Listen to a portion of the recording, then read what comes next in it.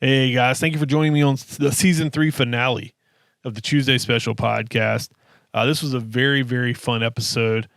It came to me, one of my good friends told me I needed to sit down with my guest today and have a chat, and it did not disappoint. Probably one of my favorite, top 2 or 3 conversations I've had on this podcast since I started it.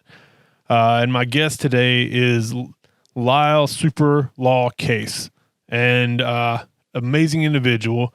It's crazy. This is what I love about this podcast is, like, I've met Lyle numerous times, said hey to him. He's done some stuff with us for PWX, but never really sat down and had a conversation with him. And listen, I went to his house in the hills of North Carolina, the mountains of North Carolina. I'm not going to give you exactly where he lives, but he's got like a 78-acre farm.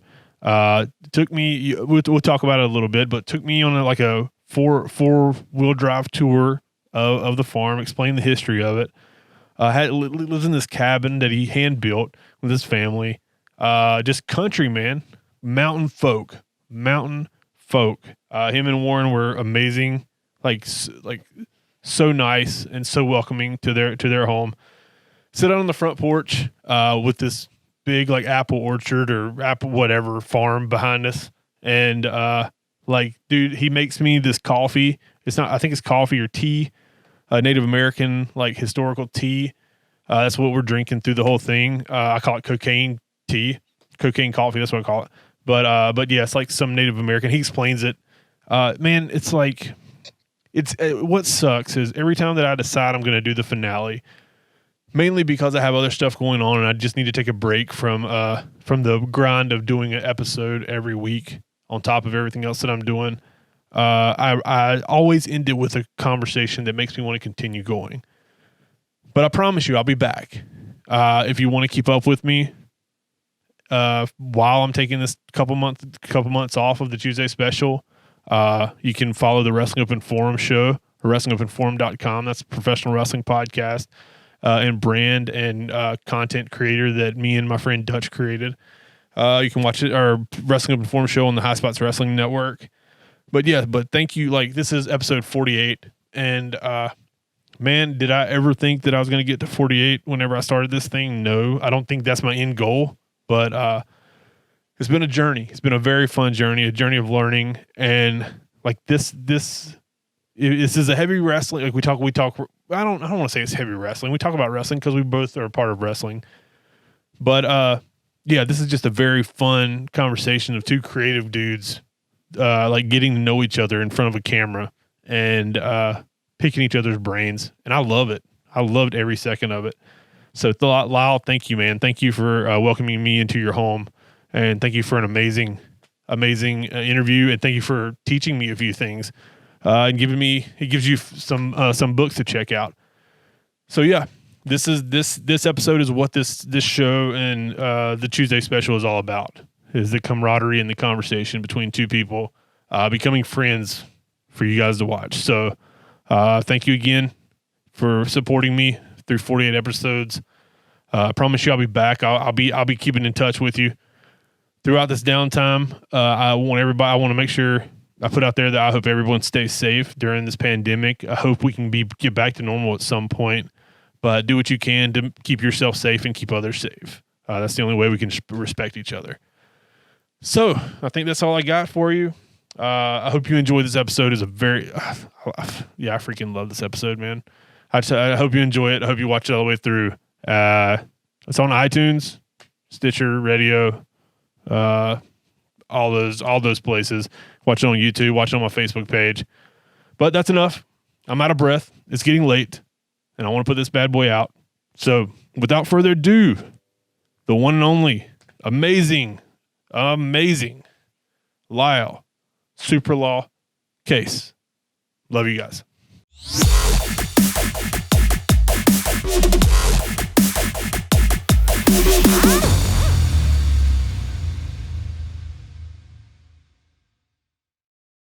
I guess it's only fitting that I'm drinking out of an Ethan Case mug. Wouldn't have it any other way. Is this the one that when it heats up, it shows the image, or is it automatically spread on there? No. It's on there. This is fully gimmicked? That's fully gimmicked, yeah. Shout out to fully gimmicked. Right? So explain before, like, we're starting. Explain to the people what I have in my glass. So what you're drinking is Yaupon tea, and Yaupon is the only plant in the North America that has caffeine in it. So it's traditionally like a Native American thing. And if you think about it, you didn't have any other type of stimulants back in, when Native American, populated the land. So whenever the invaders came, and they would see them drinking this plant, taking the leaves off this plant and drinking it, and then they would just throw up everywhere. Yeah. But the deal was, I just waited to tell you that. Okay. So the deal is that what it was they didn't realize that there was a ceremony involved in a binge drinking this stuff. Oh, okay, gotcha. So what they would do is that they would literally make gallons and gallons of this stuff, and then Native Americans would fast for a number of days or however long, and then enjoy this tea in copious amounts, and it was in effect, a stimulant. Yeah. So if you think about all the stimulants that we have in our bodies nowadays, from soda, caffeine, everything. So this was there, and whenever the people saw them drinking it, and then they would immediately just throw up and just keep drinking again, and then stay up and party all night. Yeah, it's like So it was like this is like Native American beer. Yeah, it's like Native American cocaine in a liquid format. Well, definitely. Well, it's going to be an exciting day, guys. Exciting day, exciting episode of the podcast. So my guest on this finale episode, which I've been looking forward to this since I was told that I need to do this by someone who shall remain nameless. It's like, listen, you need to get Lyle on the. He calls it. He says Superlaw. Yeah. You need to get Lyle on the podcast. It's going to be such a fun episode. So here we are at the complex. Yeah, at the cabin in a farm on an apple farm. There's an apple orchard. It's a working a produce farm, vegetables. There's a hay field out here. He took me on a 4-wheel drive, which there's nothing funnier than a city boy in a Jeep doing 4-wheel drive up mountains, like sitting at an angle. But yeah, it's a beautiful farm. It got this beautiful backdrop for us. So I appreciate you. Thank you for welcoming me up here. Yeah. But we're just gonna sit and chat. I got a lot of things I want to talk about. You can carry some conversations that you want if you want to. But yeah, one thing I'm gonna start with, because I know this will be long-winded. One thing that I know you're very passionate about from my conversations with you, and people have told me that you're very passionate about, is storytelling. Yeah, absolutely. So give me, if you're my professor in college, and you need to tell me, give me like a rough estimate of your concept of storytelling. Okay. So the concept that it's common in like the acting community and in the writing community is to know about the hero's journey. So I brought. I guess you can see this here. You can see that there. This is Joseph Campbell, and this is the book is A Hero with 1,000 Faces. And we'll start with that. Okay. So what it says is that Joseph Campbell, back in the 20s, 30s, 40s. I'm not sure exactly when. I know this book was like came out in the 40s. Nobody fact checks. Right, nobody fact checks. So he started doing some research on mythology. Okay. And found out that, for example, Native American stories might have something in common with like Greek mythology. It might have something in common, or does have something in common with biblical stories, so to speak. And he coupled that with Carl Jung's teachings of, that everybody knows what a mother is. Yeah. So when a child is born, it automatically knows how to, suckle, how to, so it just automatically knows these things. Well, in storytelling, it's the same way. There's a story that exists, and it's called the hero's journey, and it exists in every culture. It exists in all types of mythology. And a lot of movies have taken this format of storytelling. Certainly, it's not the only way to tell a story. But is it considered like the foundation of a good story? It is absolutely the foundation of, how a story rolls, and it's just through our human experiences of, a journey that we're on. We're going to face trials and tribulations. We're going to have hard times. We're going to have good times. And our goal should always be to, follow our bliss. Yeah. And treasures will get put in front of you. But to break it down, it usually starts with just a guy, just a normal guy, and he gets presented with a situation where he can I think they talk about capturing the boon or following your bliss. And usually there's some guy that's there beside him, like a wizard, or it could be an enchanted animal or something like that kind of guides him, says you should do that, and kind of is there as a mentor for him. And then he leaves on his journey. And throughout the journey, like I said, he faced trials and tribulations and downfalls. And at some point, he'll have a death and rebirth through some type of experience. I've explained this before as the Hulk Hogan not being able to harm Hulk Hogan. He'll gain like supernatural powers, whenever there's the double down. Yeah. And it's the easiest and most understandable, recognizable, I guess, theory of applying this is Hulk Hogan's comeback, So it's, or even whenever they drop the hands, you get, for a count out, or you'll have somehow, some way through the crowd's energy, you have mystical powers rise them from the dead, you know, and then all of a sudden, no matter how hard you hit Hulk, you can't hurt him. So in essence, he's telling this story, of having his downfalls and trials and tribulations. But at the end of the day, if he wins a match, if we're converting that into like wrestling, I didn't really do a segue there, but if we're converting this whole, well, we have a lot of wrestling fans that watch the podcast, so they can relate. They can't understand the concept of the story that you explained at first. This would be a good way to simplify it. Yeah. So, it doesn't mean anything if he wins the belt. That's great. He captured the boon, but at the end of the day, he has to learn a lesson. Yes. So the hero has to learn a lesson. So in Hollywood, we have like Star Wars is a perfect example. Sometimes in the hero's journey, the hero's an orphan. So you have Luke Skywalker. In essence, when we meet him, as an orphan. You have Harry Potter. It's the same exact story. So it's this hero's journey. Yeah. So it's like the foundation of every great story. Not every great story, but most of the great stories that came out of Hollywood. Right. So I've always felt if you book around the same theory, book wrestling shows around the same theory, and I mean like long term booking.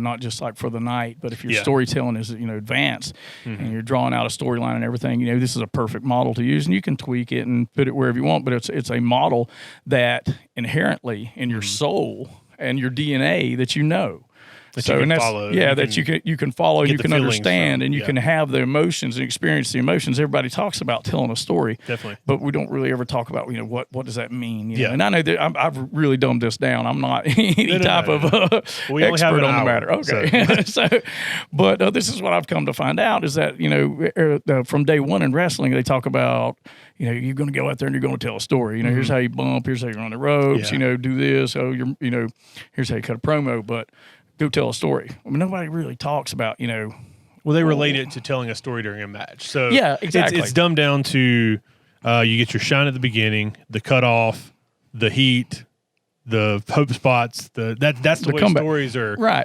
presented to wrestlers starting in the industry. Right, and that's the formula. Yeah, you're taking. I feel like you're taking it to the next level. Right. Of creating actual movie out of wrestling. Right. It's totally possible. And it's possible to do that in 8 to 12 minutes. Yeah. Right. Definitely. I agree. So, especially for the face. Now, we can talk also about, the flip side of that, the villain's role. Yeah. That's what I was going to get to is something that I've kind of been playing with, not in a booking sense, but just trying to play with the story is what, in Hollywood, since we used that example earlier, the hero always wins, right? And even in an Avengers field of reference, the villain wins the day, but the heroes win the war, right?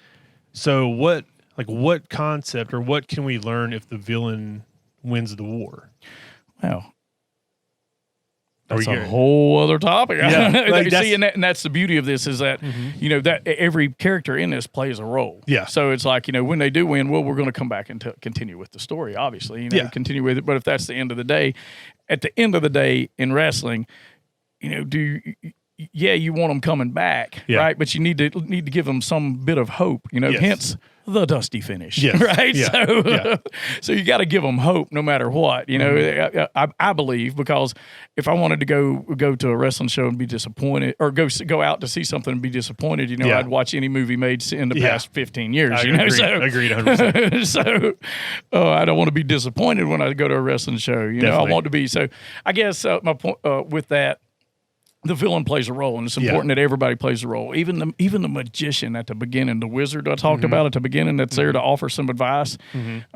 Easy way to explain that is, Mean Gene Okerlund. Like, just imagine Mean Gene in an interview with Hulk Hogan. Yeah, sitting there, he is that wise person. What are you going to do, Hulk? It's like, and he's getting information. And that's one way, but in storytelling, one of my favorite all-time beginnings to a story, and I've had trouble finding out the history of this, but Ricky Morton and Ric Flair started a feud over a pair of sunglasses and a training bra. Yes. And a training bra. And I use that as an example of how to start off a story, because at the beginning of that, there was an interaction, and Ric Flair tells Ricky Morton, your fans wear a training bra, and he takes his glasses off. They have some words. He takes his glasses off his face. But what's important here is what Robert Gibson's doing.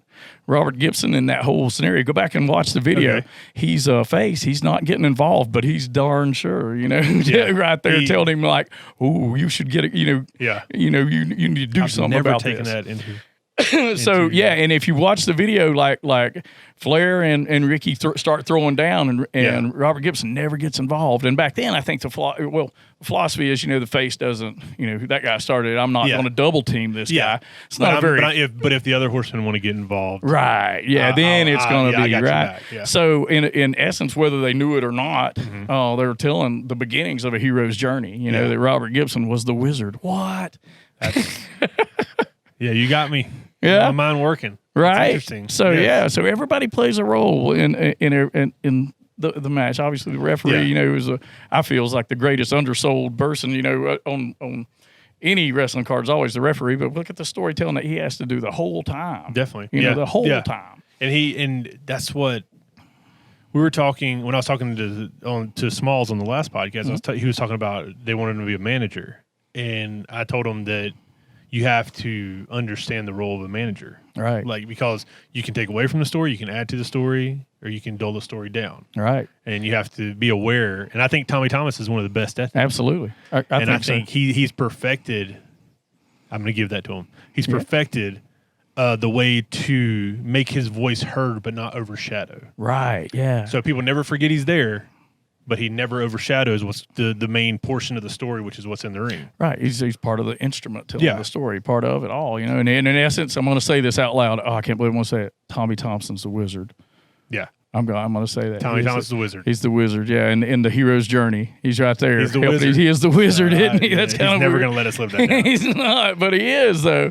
He's an integral part to storytelling. Let me see. Like, that's one thing I overlook sometimes when booking or laying out stories, but something I take advantage of is I love the idea of, if you have a prolonged story of, I don't know if this is on the same line as what you're talking about, but you add little hints of things. Just that way, when people go back, they say, "Why did I not catch this? Why did I not catch this?" And the perfect example, which I've used numerous times on wrestling podcasts, is the explosion of the Mega Powers.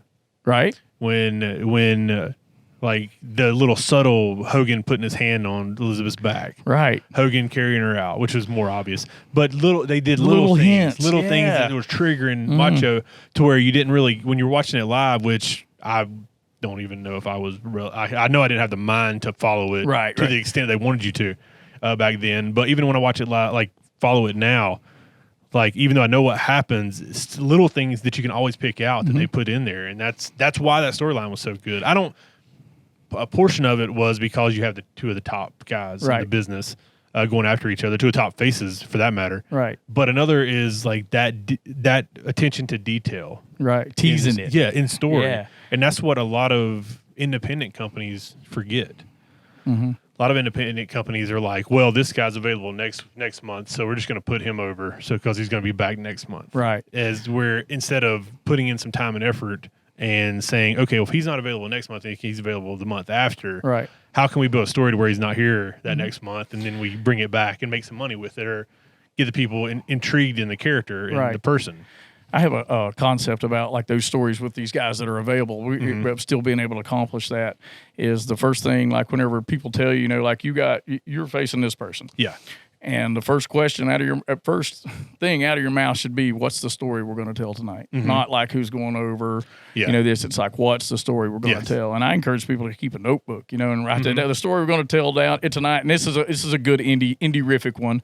Is somebody can chop really hard, right? So we disable their hand. They inadvertently they end up chopping. Yeah, right. That guy, right? So so anytime that for example, perfect example, Drake will ultimately end up chopping the ring post, and he has disabled his hand, and now it can be worked, and so there, in essence, is a story that that we can work with. So I encourage everybody to have those, and don't be afraid. If you're in one place, if you're not like televised and you're doing house shows and everything, no, you can be afraid to practice at other places. Everybody does that. Practice that same match, maybe not necessarily down to the T, but certainly that same story. You can perfect the craft of that story. I mean, that's one thing I teach is, well, let me get your opinion on this, not to change the subject. Do you like sending people into matches declaring outright who the face and the heel is? No, because that can change. Yeah. At any given second, that can change. You can walk outside and just, a pretty boy face, might walk out the door and immediately get booed, and we've got to flip-flop that. So that's going to be a good segue into what I believe about training, about it being able to improv and to do improvisational. Can I say that right? Yeah. Things, improvisational. You probably said about improvisational. Yes. Things, in the ring, like knowing that this is not going to work. The story we thought we were going to tell is not going to work. So what do we do? Do you think? To finish that point, I feel like people give me that deer in headlights look when they say, "Okay, is it my heel or face today?" And I say, neither. And they're like, what? I like the idea, and I think that, I don't use this reference with them, but I'll use this reference on this podcast. The reason that the UFC got a lot of publicity was because, A, they used the WWE marketing system better than WWE used it, and B, sometimes you distinguish who the heel and the face is, like a McGregor, but people are going to love McGregor because he talks shit. Right. And it's two individuals. It's two individuals that have fan bases or that are fighters that are trying to win. Right. That's the story. Right. Not that this one's an asshole, this one loves his wife, and like there's none of that. Right. It's just, listen, you got two competitors going into the octagon. One of them's going to win, one of them's going to lose. And that's what I love about that, and that's why I've always held on to that concept of, like, just feel the crowd. Yeah. But some people can't, and that's where we'll lead into the training. Yeah. It's feel the crowd. If you can't feel the crowd, I'm putting you in there with somebody that can. Right. So follow their lead. Right. And then we'll distinguish after how the crowd reacts, how your movements are, how everything, whether you need to continue down this road of having arrogance or being an asshole or coming back and being the good guy. Right. Then we'll figure out our route. Like with Conor McGregor, I equate him to Eddie Guerrero in a weird kind of way, because we all can recognize that cheating and stealing is not a good thing to do as a human being, yet he become an anti-hero because of it. So that's a whole nother facet of storytelling. The anti-hero, the Stone Cold is an anti-hero. Definitely. The Punisher is an anti-hero. They get picked up as a hero. Yeah, they get picked up as a, so that's a whole nother. Well, the interesting concept about that is, if you, and this might just be the human brain and how society is, if you talk shit and you don't back it up, you're an asshole. Right. If you talk shit and you do back it up, you're the greatest. Right. It's an interesting concept. But we're amused whenever someone talks shit and can't back it up, and they get publicly humiliated. Yes. Acting, publicly humiliated over the fact, we're amused by that. So in essence, it's all about what emotions you're going to stir. We all want to see that smug bastard get smacked. We all want to see that. And it goes back to that. Always back to what is the story, and that falls back into prolonged storytelling. Right. Yeah. But yeah. So moving to training. Oh yeah. So a lot of guys in wrestling will do. Have nights where they practice promos and everything, and any decent training company will have you continuously practice promos. And the first time that you get out in front of a crowd and you're on a microphone, it can be a little unnerving if you're not used to that. So I'm encouraging people to do things outside of the box. So in where I'm located, I'm like 20 miles from Asheville. Yeah. So they have open mic comedy nights all the time, and they're always looking for people to come up and everything. Huh? They're terrifying. Right. Yeah. And I've done it. I'll tell you the I've story. done it. Have you done it? I've done one. And so let's hear a story. Huh? Okay. So you tell me a story, I'll tell you mine. Okay. I'll tell you. Okay. I'm going to tell this story, and it's going to be kind of racy. It's a little racy, but it's okay. Not racy, but it's a little like sketchy. Yeah, but it's okay. I get away with it. Okay. Okay. So with doing stand-up stuff, my point before I start is that they have allotted times, and you could go there and just say, "Hey, I'm a wrestler, and I need to work on my promos, and I'm going to cut a semi-funny promo in front of this crowd for 5 minutes." Oh, and they're like, "Cool." Yeah, and they're just like, "Sure, awesome. That would be great." I don't know anybody in Asheville now, and in more places where, of course, it's organized, but there's a lot of clubs that are like loose like that. Usually it's like one comedian coming on and doing things. But my first time telling the story, my very first joke as doing stand up was like this. So your venture into stand up. My venture into stand up started and ended in this joke. Yeah. So we travel a lot, and we're always on the interstate. And I've noticed that a lot of times there'll be pull-offs that are like shut down. Mm-hmm. There's no like rest area there. There's no building. Yeah. It's just a pull-off. And they've always got a chain across that says no trespassing. We've passed these in all different kinds of states, all up and down the coast. Yeah. And I'm always curious about, exactly why they have them chained off like that. And I can only come up with one answer. Butt fucking. That's funny. It is funny, Yeah. isn't it? I'm not wrong. Did it hit? I don't think I'm wrong. Oh, yeah, it hit. Yeah. Okay. Yeah, I don't think I'm wrong either. Now that I think about it. That's why I think they're shut down. Yeah. Like truckers? Yeah. Okay. Yeah, just people just pulling off the side of the road and just doing that. We got to get it in. Yeah. Yeah. They got a secret wave, something like that. I did I've done stand up. I did stand up for like a couple months. And the only reason I did it is because me and Jake Manning run a comedy show at Cabarrus. Yeah. He is awesome. I love Jake.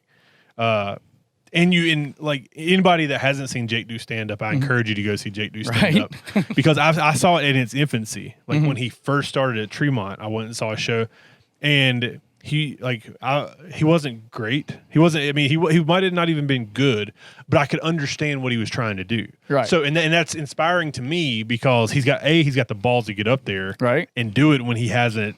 Like he's just trying. Yeah. And that's what intrigued me to it. And then I had the opportunity, like Cabarrus came to me and was like, "What do you think we could do to draw some people during the week?" And I said, "A comedy show." Right. And they were like, "Okay, well, I'm game. Let's do it." And I said, "Well, I don't know any comedians, but I do know somebody that can help me book who books successful comedy shows all over Charlotte." And it was Jake. So I called Jake, and me and him have joint promoted this thing for two years now. But the thing about it is when you sit there and watch people consistently month after month after month do stand up, you start to say, I think I can do this. Right? Like, yeah. I know I'm not going to be good at start, but I think I can figure this out. So I get in. My first one was at Cabarrus, of course, and people knew me, so it went pretty well. And then I was like, oh, I can do this definitely. So then I went to Evening Muse because Jake invited me to open mic and just blew. And then my son was born. And I had, while he was in the hospital, this is how good of a dad I am. Which granted, I was getting paid because I had to put the show on. So I do all the production for the shows. Right. So I had to be there. Well, my son was born like on a Monday or Tuesday. And then on that Thursday, we had the comedy show. So my girlfriend gave me the okay that just go do it, come right back. So I go down there and I'm like the first, and I'm leaving after I do my set. I'm the second maybe. Dude, my anxiety was insane. Right? Like the most anxiety I've ever had in my entire life. And I went up there, and I don't even remember what the fuck I said. I don't even know if I made a joke. Right. I just remember one of the girls that I know that are part of the comedy scene in Charlotte, like came off. I was like, I gotta get back to the hospital. And I said, that was terrible, wasn't it? She goes, I don't even know what the fuck just happened. Right. And that was the last time I ever did comedy. It's tough. And that's like, it's terrifying. But what a better way to like develop a character, right? I mean, but like, that helped me. Yeah. Now, free. very rarely do I ever have to get in front of the crowd and talk. Right. But when I do, what I love about it, and when you can tell, one of the things, I'm not going to say the obvious sign, but one of the things I can tell about when someone is a professional at wrestling is when you get in the ring with them and you look at them and you can tell that they're 100% in what they're doing. Oh yeah. Like you can look like one example, and I know I put them over all the time, but one example is John Schuyler. Yeah, oh yeah. Corey Hollis, TJ Boss, Tommy Thomas. Those are 4. I said I was going to give one. Those are 4 examples of people that I've been in the ring with, and I looked in their eyes, and I've looked in their eyes all the time, like talking to them backstage, and it's not the same person. I'm gonna kill you. Yeah, it's not the same. It's not the same person. And Ethan and I have several stories like that where he's like, "What did I do?" I'm like, "I'm all about that eye contact." Even in normal life, I'm about the eye contact. Well, but in wrestling, you talk with your eyes. Yeah, and just those micro expressions, you know, mean a lot, and you know what you do, and you know we don't always get taught that. No, that's what I think. A lot of even the schools that are widely praised, I think lose something by not making that like a mandatory thing for graduation. Right. It's always been, and it's always been a matter of, can you bump? Can you take arm drags? Right. Take a body slam. All right, kid, I think you're ready. You're going to go out and have a 5-minute match. Just listen to this guy. Right. And then you just roll from there. And from that point on, you get bookings that you can. It's usually like when I came up and probably when you came up, which is a little bit before me, which is when did you start? 98, 99. Okay, so I started in 2003-ish. So like it was you get with somebody, your trainer or whatever, then he takes you to shows. Right. And that's how you get your shots. That's how you get your work. And you just continuously, and 90% of the time you're wrestling him. Right. It just so he can body slam around. He don't have to take any bumps, so he can do whatever. I get it. That's the way you train, and that's why you get good. And that's why you get bumps, and your body gets accustomed to it. Right. But I think from that point on, it's lost in the promos. It is, and in the reading the crowd and interaction with the crowd. Yeah, just because a minor you can't, interaction. And I know experience teaches you that, and ring time teaches you that in front of crowds. But at some point in training, like we shouldn't have WWE's Performance Center be the be all end all. Right. It will be give us a template of how to train wrestlers. Right. Exactly. And that I like that you said that, because I do think there needs to be more of an emphasis on that, right, because that's such a big part of wrestling now because of media. Back in the day, not so much, because you just walk out in front of this little banner and cut a promo, then go to the ring, and everybody wants to see you wrestle. Not really everybody wants to see you talk. Right. Now with all media, with social media, you can put out your own promos. You don't have to really go through merch. Yeah, merch. Everything. Yeah. There's so many other aspects, and I don't think training schools, which I can't speak on ones I don't know of. I know training schools around the Charlotte area, like leave a lot out. Yeah, and focus just on the sole, like the foundation of just knowing the context of a match, knowing how to successfully pull off a match, right, and knowing how to distinguish if you're a face or a heel. Right. Just like perfect example. Anybody that just came out of training school, pretty much anywhere in the world, I'm okay with saying that, is going to come out. If they're told they're going to be a heel, they're going to come out and they're immediately going to start talking shit to the crowd. Right. Like, and you can tell. You don't even have to get in the ring. You're going to walk out. The first kid you see, you're going to be like, "Shut up, sit down, sit down," and you're like, "Okay." Or in Johnny Small's case, you tell him to stand up, right? Exactly. Is that what he said? And it's Marino. And you're just like, okay, now I can see just from that action, where you are, and like if you had my theory, and then I'll shut up because people don't want to hear me talk. They watch this to hear you talk. My theory is first thing you do when you walk through a curtain is establish dominance. Yeah. Over the crowd. Establish your stardom. Body language. Exactly. Yeah, with body language. And that's one thing I struggled with when I was a wrestler. That's why I'm such a proponent of it. Right. Is when you walk through the curtain and the crowd sees you for the first time, that might be their first impression. That's definitely their first impression of you that day. Right. So there's going to be somebody in the crowd that's never seen you before. Right. So you have to establish that dominance that I'm the star that you're here to see. And begin telling the story as soon as they see you. That's the beginning of the journey. That's the beginning of the journey. You walk through the curtain until you walk back. All the way, Exactly. So that's the journey. That's part of that is the beginning, right? Definitely. You got to have a beginning. So that's where it starts. Yep. The first moments that they see you. I know, here's my chance to get the shout out. I know Palmetto Championship Academy with our Palmetto Wrestling Academy. Ethan Case's school. I know they really put a lot of emphasis on being show ready. Yeah. And me and Ethan have had many conversations about that. I can remember having to wrestle. I want to tell a story about about how hard it was for Ethan to get involved in things right off the bat. And you were talking about that, having to go around and wrestle, the guys that you knew and stuff, and your trainer, so to speak, and everything. Is this when is the Yoshi Hiroshima? Yeah, during that time period. And I vividly remember going to a locker room and him being told that he had to change in the hallway. Really? Yeah, and they made him change in the hallway. They wouldn't let him in or everything. So if you want to talk about, like, people are like, hey, how do I pay my dues? I'm like, have you ever been made to change in the hallway? Yeah.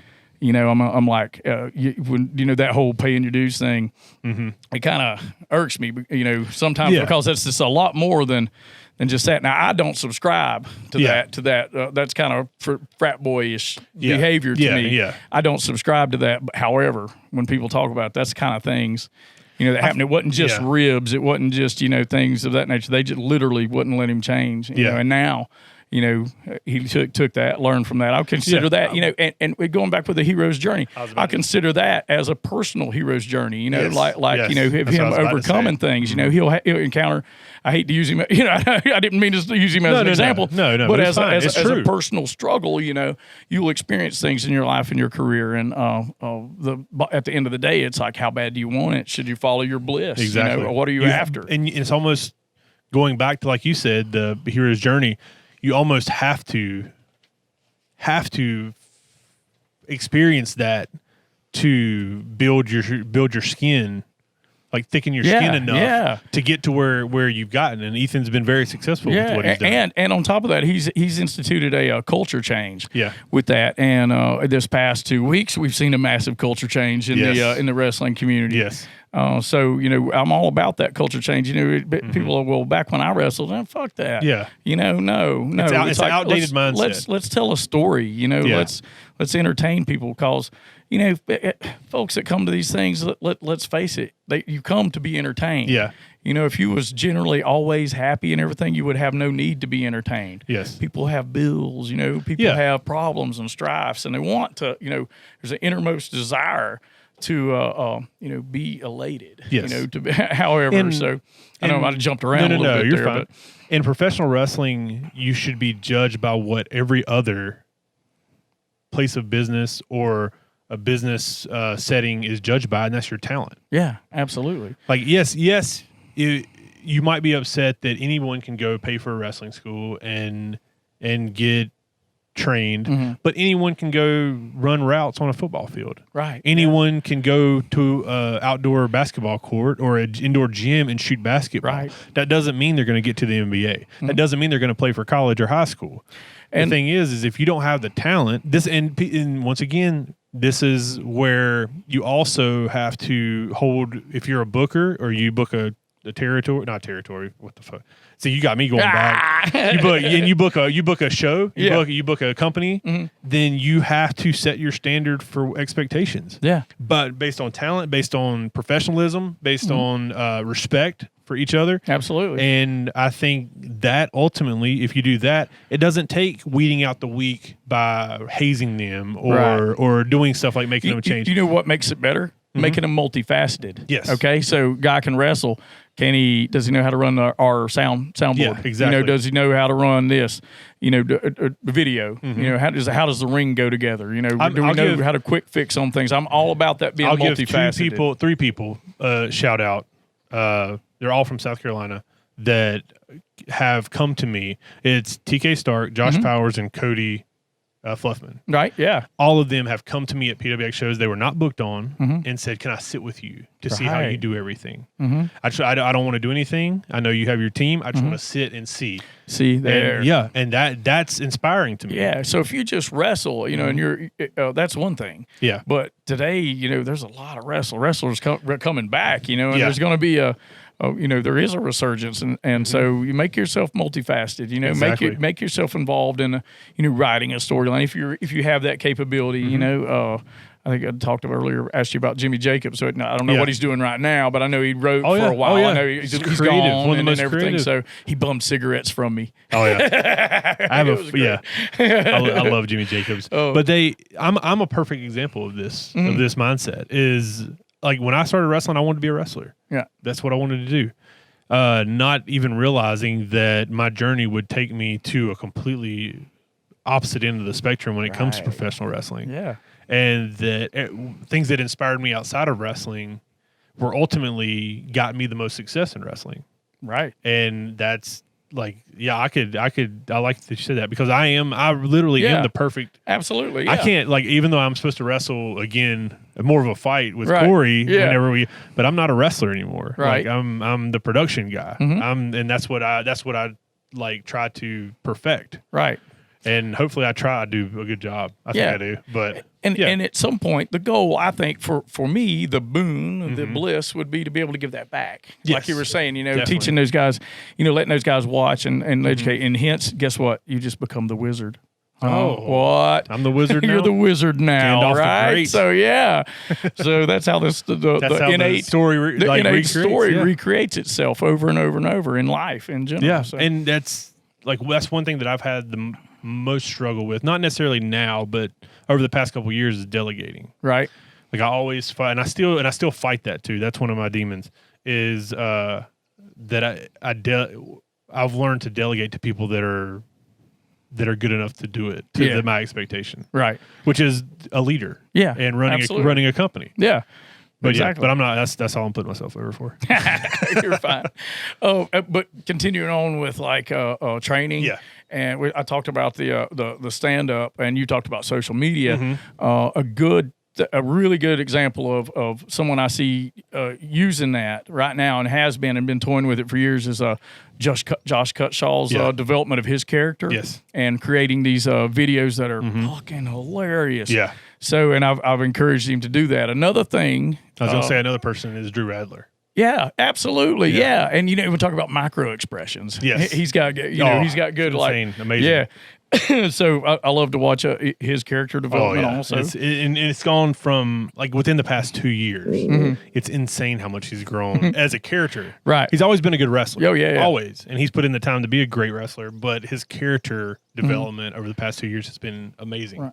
And I'm a sucker for a gimmick. I am a sucker for a gimmick. That's always going to stand out to me more. I'm going to remember that. I used to have a saying, like, people talk about, like, I want to have match of the night. I want to have the match of the night. My whole philosophy was, I want to be the one they're talking about on Monday morning. Yeah. A Monday morning around the cooler, like it's something that happened. And with something we talked about earlier, too, creating a moment. I want to, I've seen, here's a good example. Ethan wrestled, who did Ethan wrestle at the beginning of 16?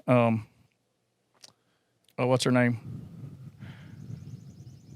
No, it wasn't Tessa. No. The girl? Yes. Savannah. Yes. Savannah. So, and it was an excellent, fun match. But the highlight, and I know I keep using Ethan because I'm going to, and I'm going to keep pushing them. But the highlight of that match for me was not all these amazing things that they did. There was a point where they stared at each other, and both of them had their hair up in a top knot. Yeah. They reached up at the same time. Yeah.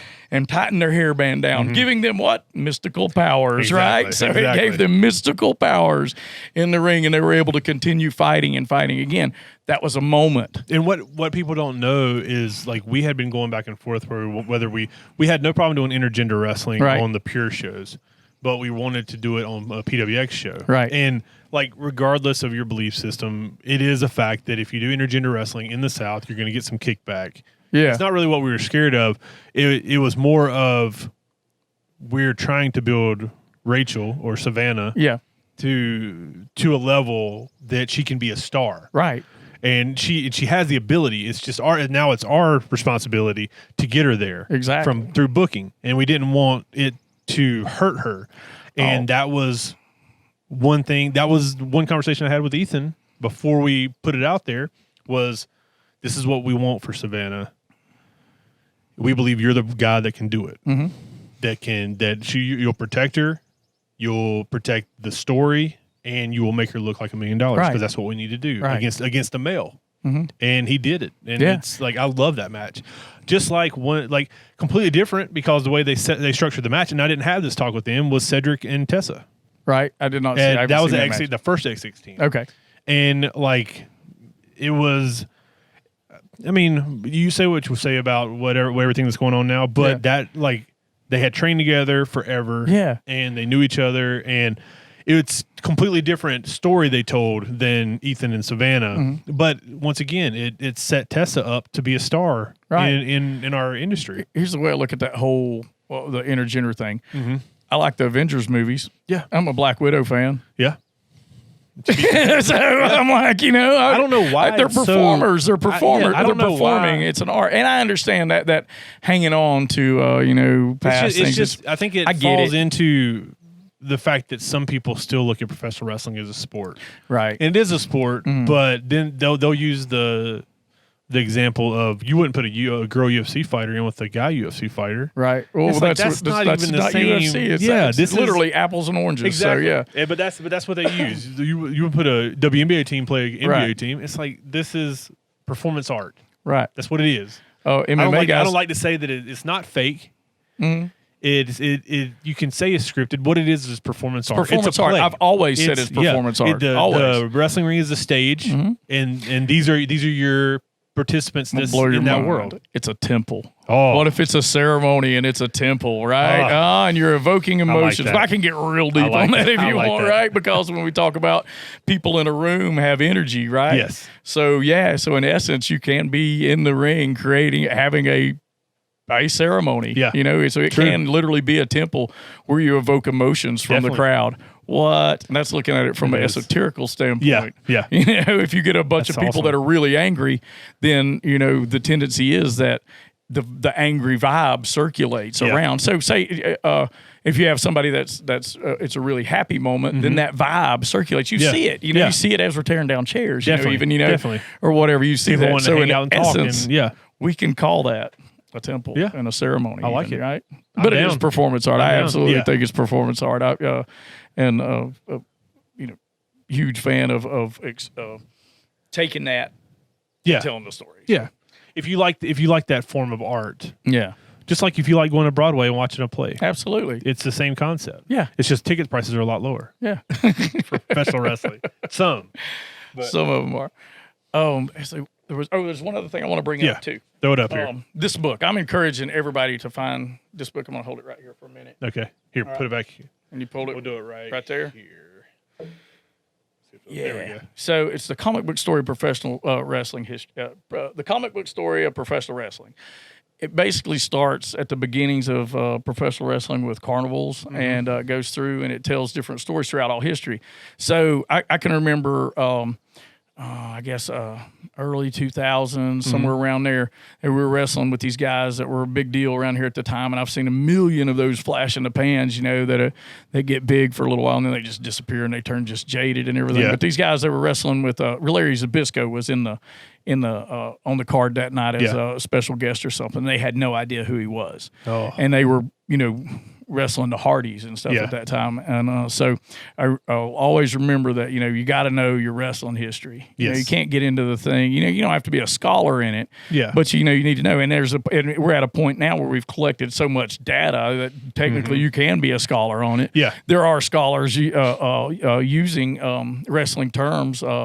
Eric Weinstein is a podcaster. He's some type of physicist, so he always does like Joe Rogan podcasts and stuff. But he talks about using the term kayfabe and applying it to science. The secrets that we keep and government. And government. So we've got these people that apply this. But anyway, my point is that this book is like a quick, brief overview of wrestling history, and it's done really well. I think I believe so. My oldest son Riley had saw it, I think, on a Colt Cabana podcast and got it for me for Christmas a couple of years ago, and I've carried that thing with me everywhere, trying to tell people about it, because it goes through. You're fine. Goes through Japanese, British, a lot on British wrestling. A lot on like the whole carnival aspect of how it started and everything. Especially like with what's going on in society today, the best thing you can do about anything is get educated on the history of it. And this goes all the way up to the Bullet Club. Really? Yeah. So that's it's pretty goes rather modern. Yeah. Like I just flipped through. One of the cells was they'll take moments. Yeah. So do you remember with The Rock and Mankind with the 11, 14 hits to the head while he was handcuffed? I don't remember the pay-per-view that it was on, but it was on the Beyond the Mat. It was on Beyond the Mat too. Yeah. So and he's just beat open and everything. So that's like one cell that was I just happened to see going through there. Gotcha. That it we'll talk about this moment in history and all these defining moments like we were been talking about. Creating a moment. That was a harsh moment. I can't remember who it might have been. I don't want to say it was Bruce Pritchard's podcast. One of the podcasts we're talking about, it might have been an article, is like WWE has sold moments for so long. And it's incredible that other companies can't get on board with that. Like overlook that like minute detail about how they tell their stories. Well, you've told one of the greatest around Mid-Atlantic area with the Hurricane. Yeah. At the Rumble.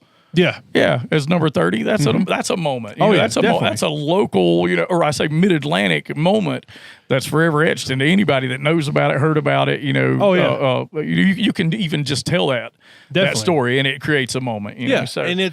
And that goes back to not to get too into the weeds about independent wrestling, but like. Once again, I love Shane to death. Like Shane's one of the good guys in wrestling, and like it's not cheap to bring Shane in, right? But that's to put over Brian for a second. Brian understood that could be a moment, and we, like I talked about this on the podcast with Smalls, is like at PWX that's what we live for, is to give people a moment. That's what the whole Liger thing was about. Was if we can create an opportunity for somebody to experience this that never thought they'd experience it in their life, it's the equivalent to me having a child. Yeah. It's whenever everybody asks me, like, when your son was born, like what, or when you found out your girlfriend was pregnant, or I should say when your son was born, because things can happen between when you find out and when he's born. Yeah. When your son was born, he was healthy. Like, what went through your mind? And I said, it was the best analogy that I can give you is you've heard of a roller coaster all your life, but you've been told, like, you're probably not going to get to ride it.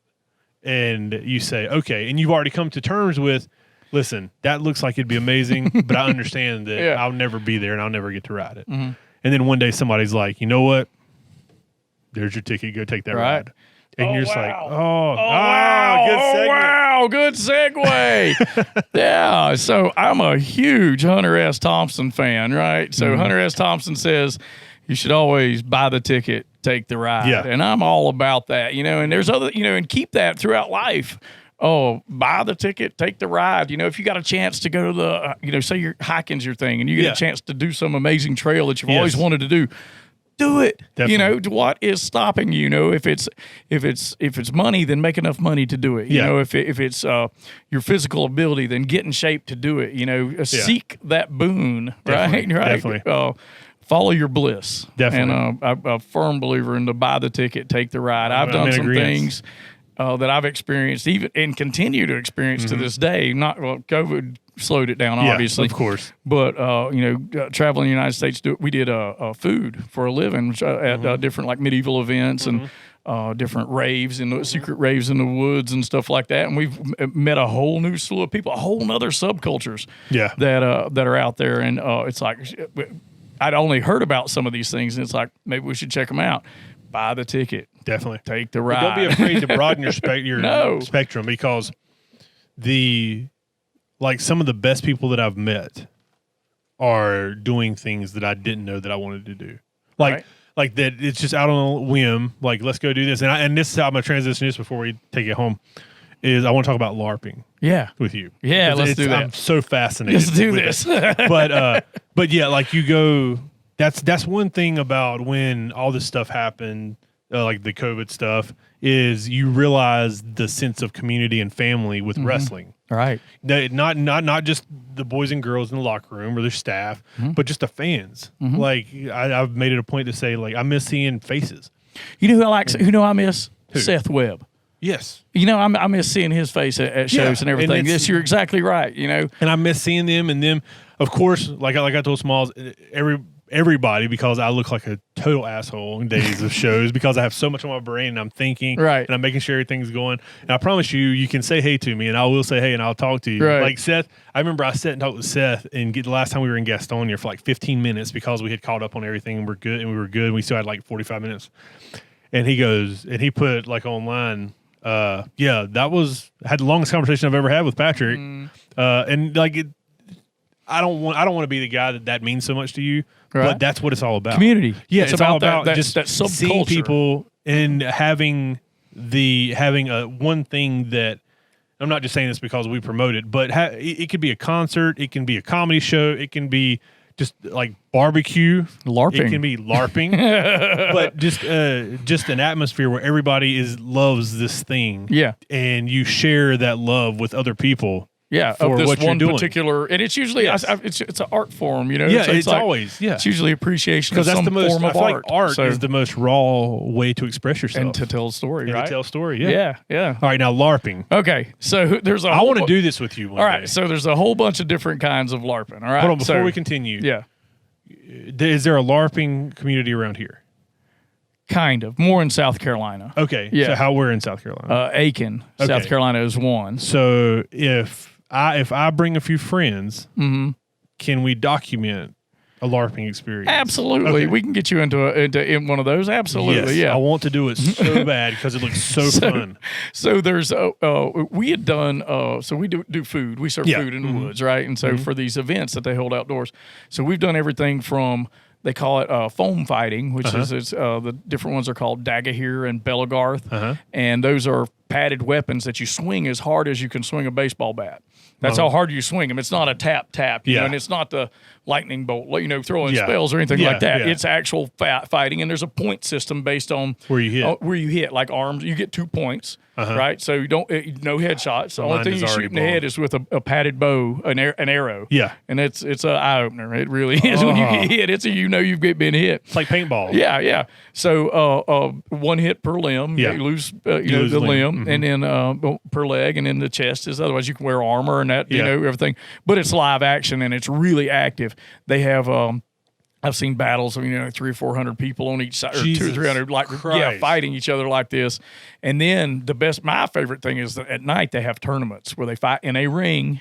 All right, against each other, and they'll have, like, based on the type of weapon they have, they'll have one-on-one. So if it's like a big two-handed weapon or whatever, those guys fight each other, and then they'll have they call it this. They'll put 4 people together. What do you think they call that one? Today now. 4 horseman tournament. Yes. Where there's 4 of them. Yeah. So there's 4 people in the ring at one time. Yeah, 8 people in the ring at one time. Yeah, and then they'll have all these things that are equivalent to like a rumble and everything, but it's all point based with these foam swords, swinging absolutely as hard as they can. Jesus Christ. So it's a really neat. Now there's specifications your weapons have to pass. Yeah. You can't have like a baseball bat with wrapped in a pool noodle. Yeah, and then there's another version of this that we do that is a full immersion LARPing. So it's a little less hitting and more like live action Dungeons and Dragons. Okay, almost like the Renaissance Festival. Yeah, kind of. This atmosphere. Yeah, atmosphere. Okay. So there's 2 versions of that. There's like historically correct LARPing, where you do like the Renaissance fair, and then there's fantasy LARPing where there might be goblins. We've done events where they had a lake where they literally had mermaids in the lake. Oh, that's amazing. And they had these giant creatures that are foam creatures that people made that they walk around on stilts that are actually characters that you can interact with. God, it's like a 30-hour game, and we're the pub. Go on a LARPing. And then there's the SCA.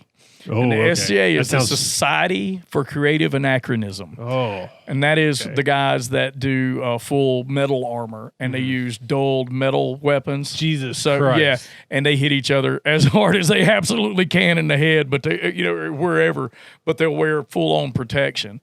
And it is intense, and there's different versions of that where they, you hit them till they go to the ground. I want to do that. Sometimes it's a point system. I've heard tell of people losing fingers. Yeah, I've seen all kinds of things. I don't want to do that. And they have horses, archery, all that jazz. What do they put on the arrows?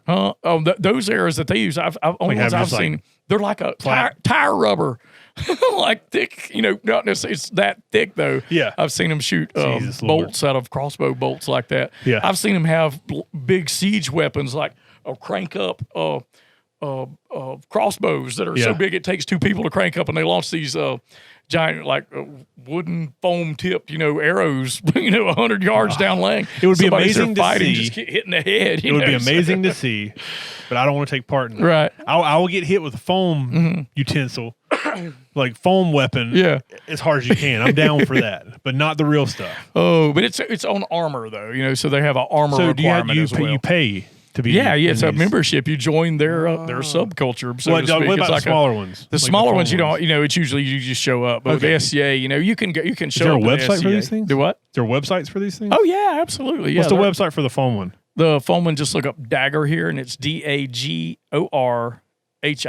Okay. So I'll send you that one. That's a really the most common one. I'm dead serious. I want to document this. And the funny thing is like it's all. But they're okay walks with of life. cameras. Yeah. They're okay oh with my me God. bringing There's cameras so and shooting many like a people that want. documentary. Okay. That shoot film there. Yeah. It's a whole thing. Amazing. That's a whole subculture within a subculture is the video and the camera work. So if I look up this Dagger here, yeah, Dagger here. like if I look it up on YouTube, there'll be There's goblins, dude, and they stay in character, and it is the funniest thing amazing. you'll ever see. because I love the Renaissance Festival, and that's like who I was talking to somebody about LARPing, and I had heard about it, but it didn't show. I didn't have interest in it until the movie Role Models, right, and like It when is they did nothing LARPing, like and I'm just like, but still, I'm just like. Yeah.